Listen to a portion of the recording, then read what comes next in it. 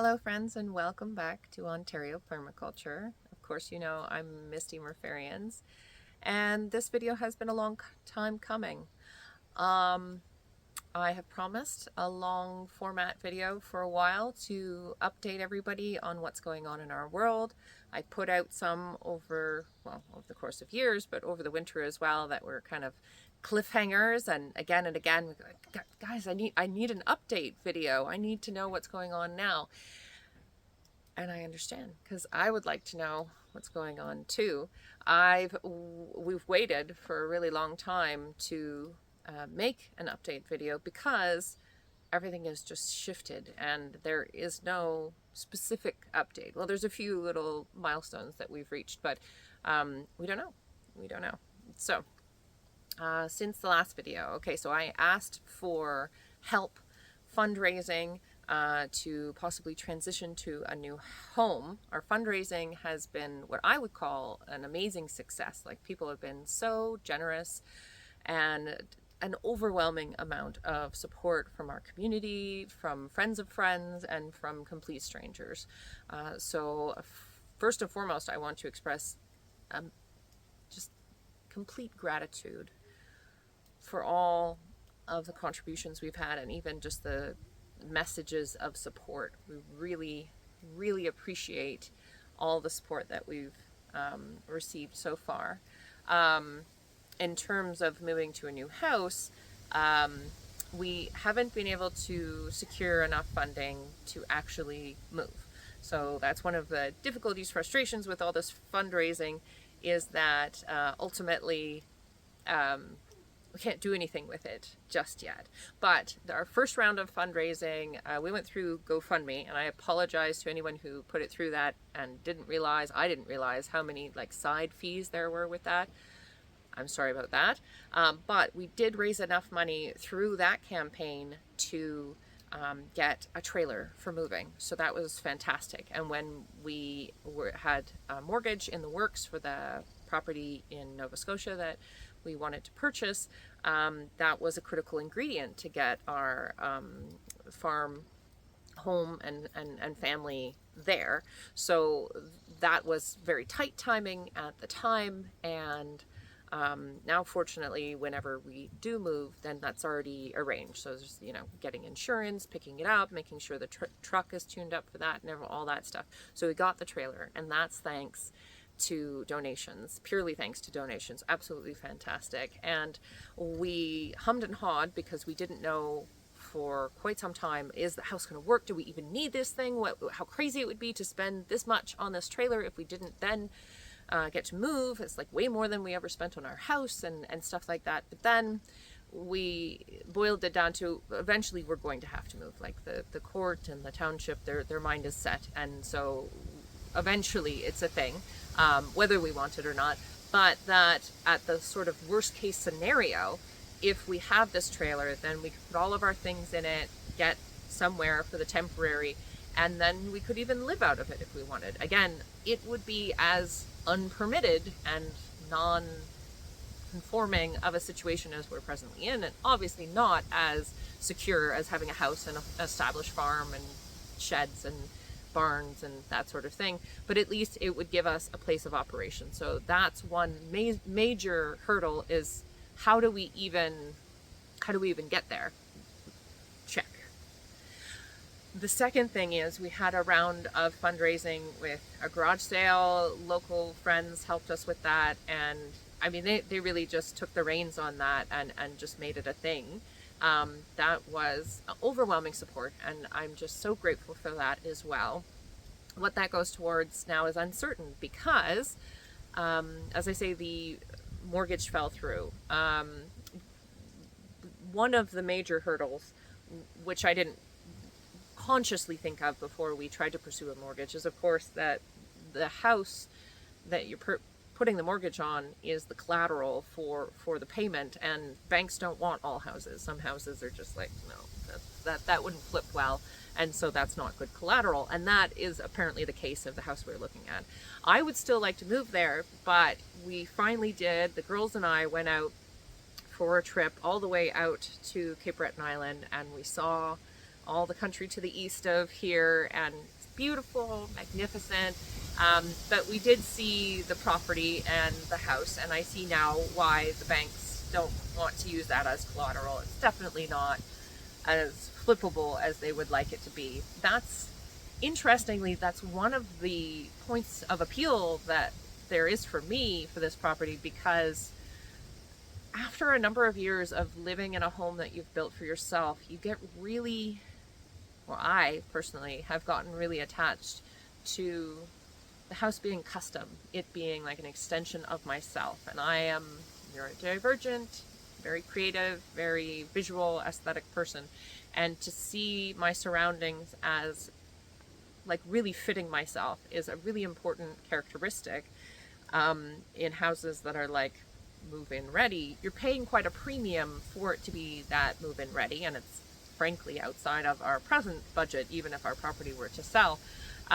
So for it to be something that I have to put a lot of work into, that invites me to put a lot of my personality and my soul into it, which is something that is a really strong value for me now in a home that I live in.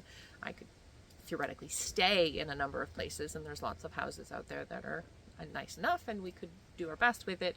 But again, this place that we've lived for almost 20 years now is just magical off the charts, and I just don't know if I could do with a smaller dose of magic in my life. So the house being below what I was thinking, move-in ready, could actually be a benefit, because of course the price reflects that somewhat, and also that it just invites us to go ahead and put in our own, new version of the house. And it's permissible. I've said a few times, oh, well, it has permits. It doesn't. The house we were looking at was built over 100 years ago, and so it doesn't have any permits at all. And I would say arguably is in less good shape than this one, that I can identify several known safety problems. But apparently that's not the problem of government, is to see that you're in a safe house that you can afford. No, those things aside, that it's just this one particular property that we need to vacate. So one of the reasons why we do need to vacate is because we finally got the costs in. So in Ontario court, if somebody sues you and you lose, you pay the court costs for that other person. I mean, this is infuriating because, of course, I would say a large portion, and actually noted in the decision, was that if it had been done properly by a lawyer, your side would have maybe had a different result. So if we could have afforded a lawyer, maybe we would have won. But because we couldn't, now we have to pay for one.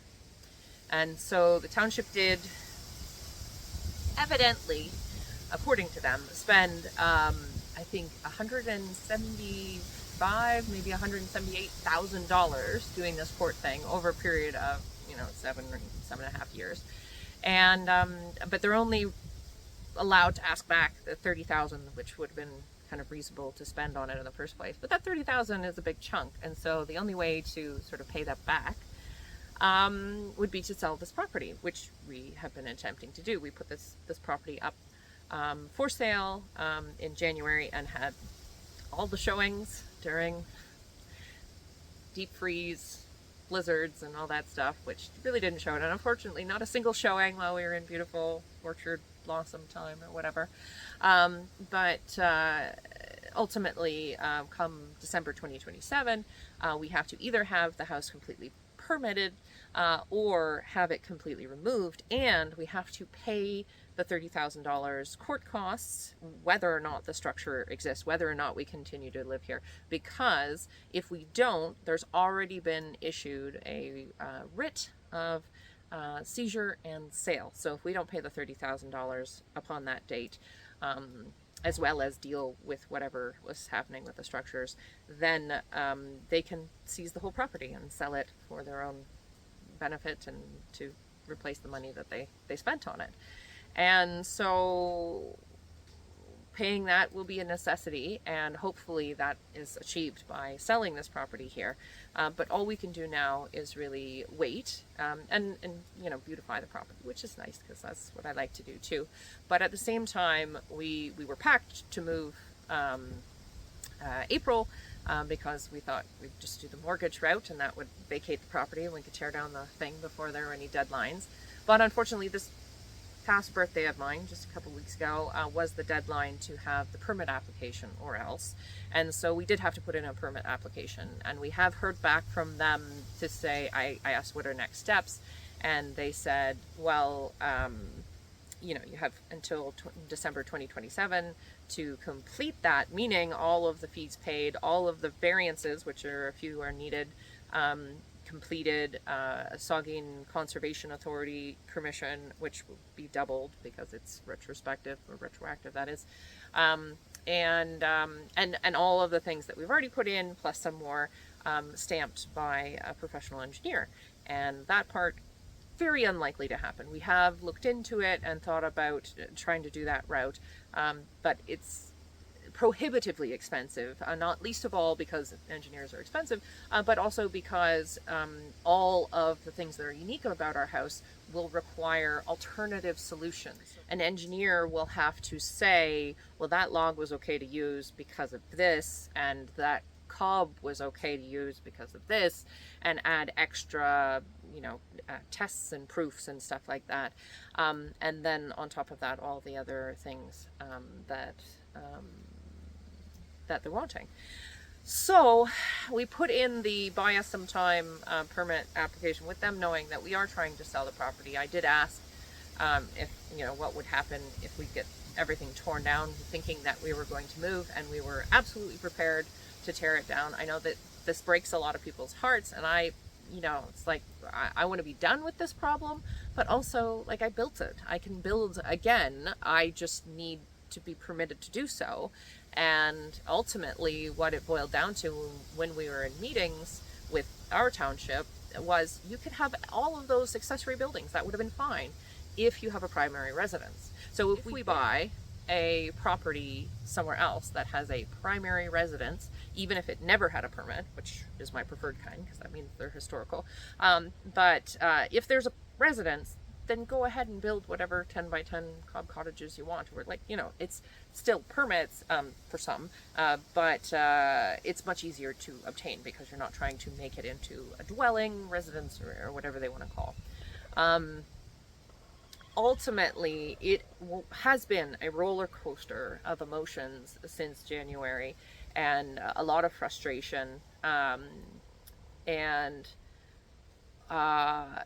there's still intellectual things I have major problems with, but emotionally I feel like I'm doing pretty well. The cost coming in was the last sort of like a blow straight to the gut, but I've actually been taking ashwagandha over the last month and a bit, and it seems to be working. So the ceaseless screaming in my head has stopped. The alarm bells have gone off for a bit.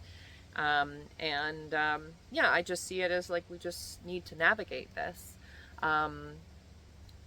Ultimately, we have a few very good friends and neighbors who have offered, like, look, if everything comes down to the wire, you could come here and stay here for a bit. We have figured out a way that we can sort of have our animals with us and try to continue our lifestyle. We are deeply committed still to doing our permaculture and gardening and homesteading. Ultimately, I see this as an opportunity to get to the next level of authenticity with myself. One of the challenges that we've been navigating is, while the girls and I were away, seeing the new property, and Bryce was here watching our farm, actually one of our horses passed away, Huga, and that was a heavy blow. That was right upon our return. He had passed, and so I have been walking our other pony every day if I can, and on days when I have to work really early or the weather is not suitable, we've been turning him into what's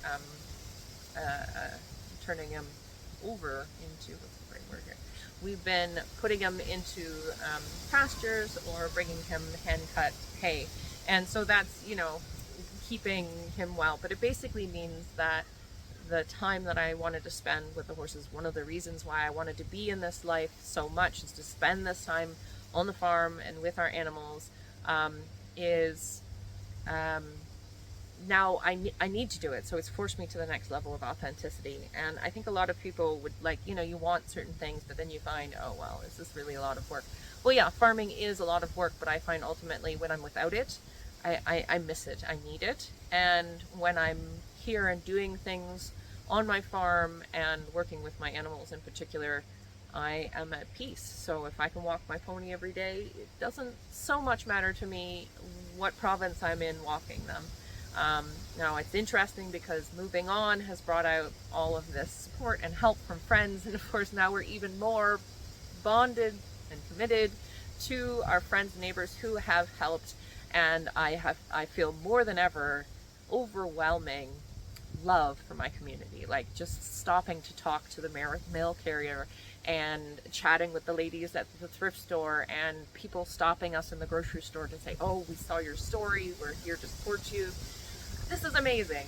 I do feel like we will reconnect wherever we go, and I do feel like those people who have connected with us will be welcome to come and see us. And maybe we're never meant to go anywhere, and this is just to test our emotions about it and not to be taking for granted how we feel. I definitely felt for a long time in enemy territory. Like I didn't want to leave my driveway because I felt like the people around me might be calling in the authorities or judging some part of my life. And the worst fear is like that they're judging something I don't even know I'm doing it wrong. And so just trying to retract into myself.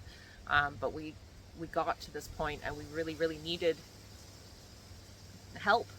And I could, for my ego's sake, fail to ask for the help, but we have a family, and the girls need a good home. They've always had a beautiful, secure home that supports them, and spending time outdoors and seeing enough animals to feel balanced in nature and to be creative, have their own space and all those things. And I owe it to them to make this right. Like they've felt housing security, and I felt I had to reach out for help because they deserve to have a good life. And so we have had that support, and unfortunately it's just like housing is expensive. And one of the things that really troubled me about, like, weighed upon my conscience was that a lot of the people who supported us financially to make this move themselves don't even own their home, themselves don't maybe even have a secure place to be, but they just wanted to help. And so, like, I know housing is hard for everyone. That's why, again, those voices that I have quieted down, and I'm glad for them to be quiet. They still shout for, like, this is crazy. There's nothing wrong here. Like, everything is beautiful. I love my life. My life is fantastic and abundant, and I have everything I need, and I'm safe and secure, except for the threat from the township. And I don't think it's necessary, and I just wonder what would happen with the housing crisis if townships would back off and let people solve problems. Like, I fantasize about there being like a building corps where people who need houses help build houses, and then once you help for a while, then you get a house, and then you go and help and train other people, and that everybody could be empowered to know how to get this thing that they need. But seeing the whole process through, we definitely, like, there was a day on the 7th day of court last year where the judge said, yeah, no, I know it's not about safety, it's about liability. Like, they're trying to cover themselves for liability because the province and federal puts that on them, that's their responsibility. They don't want to be holding hot potatoes, so to speak. Like, we didn't talk about potatoes, but that's me. I talk about potatoes. But anyways, it's not about safety at all. And ultimately, each time we've come to this problem, like, well, look, we can move, but based on all the money that we've now lost, we're going to have to move into a house that isn't safe. What about that? Not our problem. Well, what if we don't even have a house at all? What about my children's housing security? Well, that's not our problem. But they need us to prove that the staircase that our children literally learn to walk on will be safe for them, because it will be easy to anticipate, because it is the correct proportion based on cold. Like, I've been climbing it the whole life. It's never faltered. Like, I walked up it and down it while nursing these babies. So it's perfectly adequate. Gets you from the first floor to the second floor.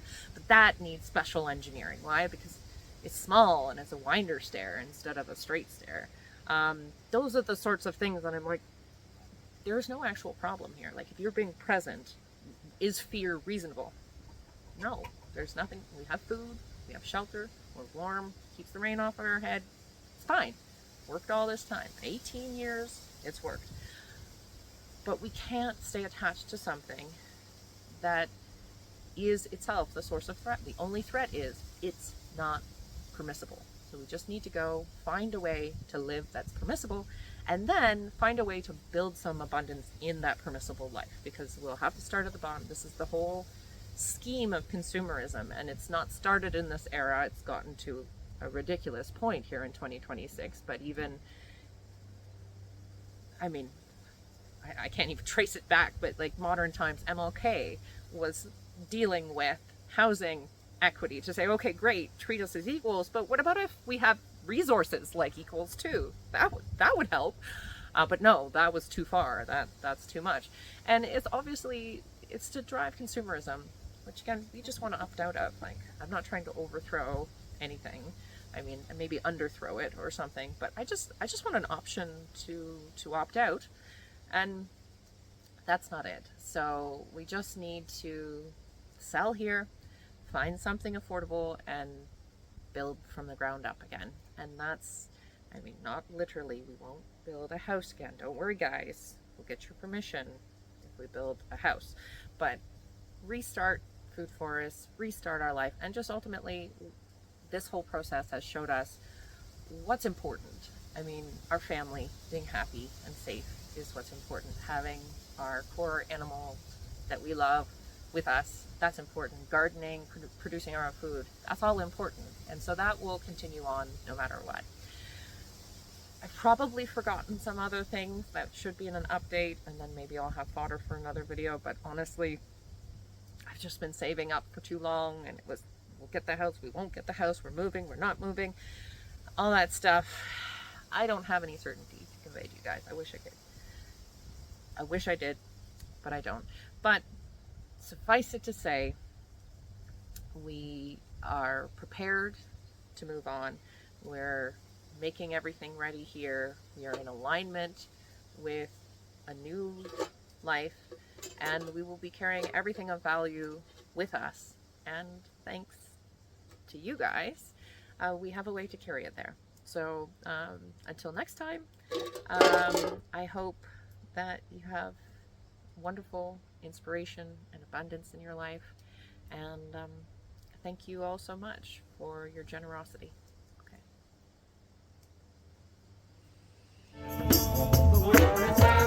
Okay.